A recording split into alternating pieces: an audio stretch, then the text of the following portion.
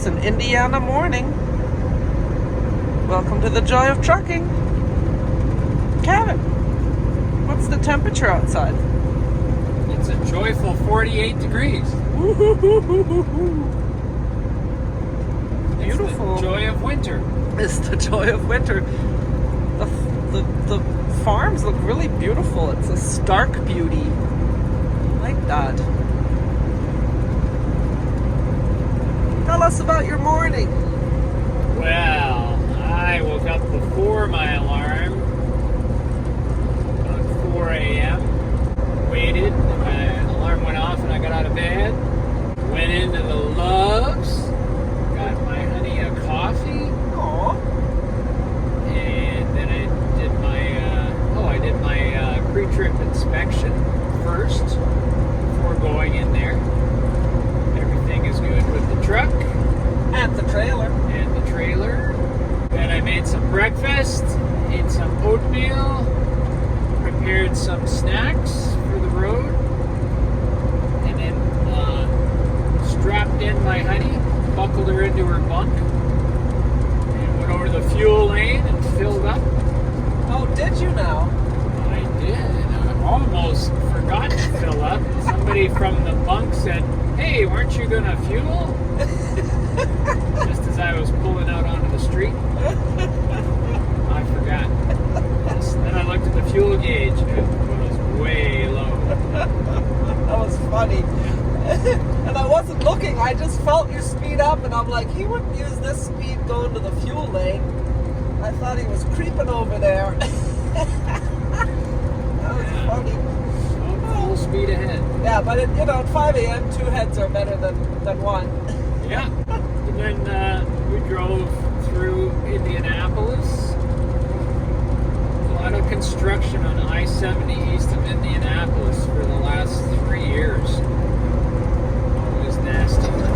But at 5 a.m. on a Saturday morning, it was pretty good. None of that rush hour traffic to tie things up. Then, up I-65, we're headed towards Chicago. Like the sun just came up, but you can't tell because it's so darn cloudy, foggy. Traffic is light, the road is smooth. There's a little drizzle every now and then. Good day to drive through Chicago. Yeah. If you have to drive through Chicago, better than a weekday. Today is a better day to do it. Yeah. Yep, we're headed to Fond du Lac, Wisconsin. Do our reset. And tomorrow morning we should wake up with snow all over the truck. And what are we carrying? We're carrying 8 rolls of paper, each one weighing over 5,000 pounds. Heavy stuff. It's a heavy load. Woo, woo, woo. Thinking about those guys at PTI. We were parked next to a PTI truck last night. PTI stands for Paper Transport Incorporated. All they do is haul paper, I guess. So they must have heavy loads all the time. The only light paper loads I ever get is if I go to Kimberly-Clark and get toilet paper. And it's really light. Light and fluffy and soft. You said when you were in printing, you actually took your crew to a paper mill? Yeah, I spent 25 years in the printing industry, running web offset presses like newspapers, books, and magazines. So on the single width web presses, the rolls are around 800 pounds for newsprint, 34 inches wide. And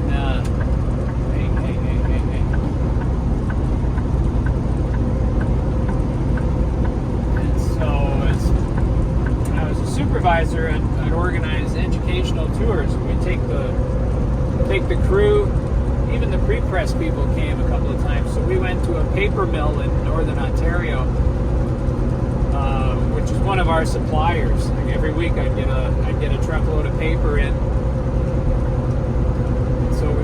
see a mill where the paper was actually made. It's fascinating stuff. They're using pine. In northern Ontario, the pine is very soft. It grows very fast, so it's harvested and replanted for the purpose of the paper mills. So first they're cut into lengths. And they go into a machine where they're chopped up again, and from chips they go into fibers. They're chopped up super small. Then they go into this vat of liquid.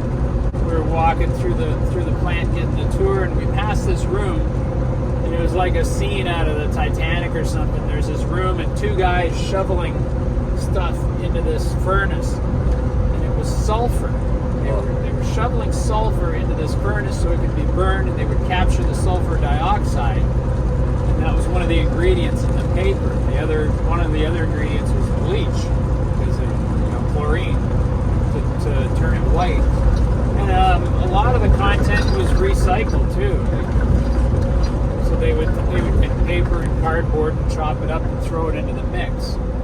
And then from there it went on to the actual machine that made the paper. So this machine had 40 rollers that were solid granite, 40 feet across, about 6 feet in diameter, and they were perfect rollers. There had to be no cracks or fissures or dents or anything.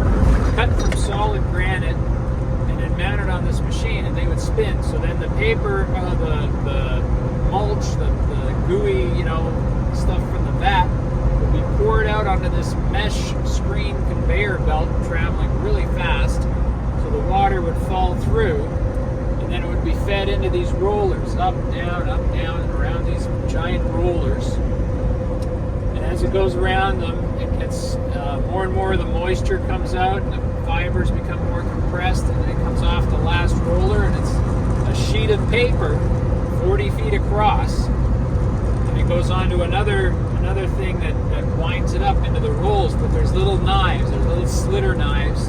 So if you want your paper roll to be exactly 30 inches wide or 34 inches wide or 20 inches wide, so they'd set all these blades to slice it and then wind it up, and then you'd have this long spindle with all these rolls of paper, and then they'd take them out and individually wrap them in cardboard. So the whole process, the machinery was gigantic. Couldn't believe the size of it. And the building itself was huge. It housed all this stuff. It was very interesting. Yeah. Very cool. Yeah. We saw how paper's made. That's pretty cool. So that must have been going on in that factory where we picked up? Yeah. That was like a whole city block. The plant was so huge. Yeah. And when you go by a paper mill, when you're passing close to it, you can smell this rotten egg smell. That's the sulfur dioxide. Yeah. And what was weird was we lived in a city that had an ore refinery. So there was a mine, and then they would melt down the rock and then take out the minerals. And one of the byproducts was sulfur dioxide. So we had this big chimney, this big smokestack that was spewing sulfur dioxide into the atmosphere and polluting the whole planet. And 300 miles away, these guys were shoveling sulfur in to make sulfur dioxide so they could make the paper. And like, hey, can you connect the dots here? Capture your sulfur dioxide and sell it to the other guy. I don't know. Yeah, that would have made a lot of sense. Yeah. Hey, want to tell us which city that was? We were in Sunbury, Ontario, which was the nickel capital of the world, the biggest nickel mine there, and they had a refinery on the west side of town. For refining the ore, we had the tallest smokestack in the world. It was like a quarter of a mile high. It was built in the 70s. Pollutants coming out of that smokestack could be tracked all the way to Siberia. They would take ore samples from the snow and say, oh, look, here's some pollution that came from Sunbury, Ontario. We put it so high into the atmosphere that jet stream would carry it around the North Pole. It would come down in Russia. Yeah, they weren't so happy about that. Yeah. Yeah. And when you say we, I do want to say not me, you and your family. Growing up in Sunbury, Ontario. Yeah, I grew up there in the 70s and 80s. I left there in the 80s and came back in the 80s and lived there until the early 90s. Yes. And I have visited.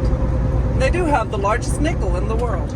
Yes, they have a 5-cent piece up on a mountain as you come into the west side of town. You can see this giant 5-cent piece.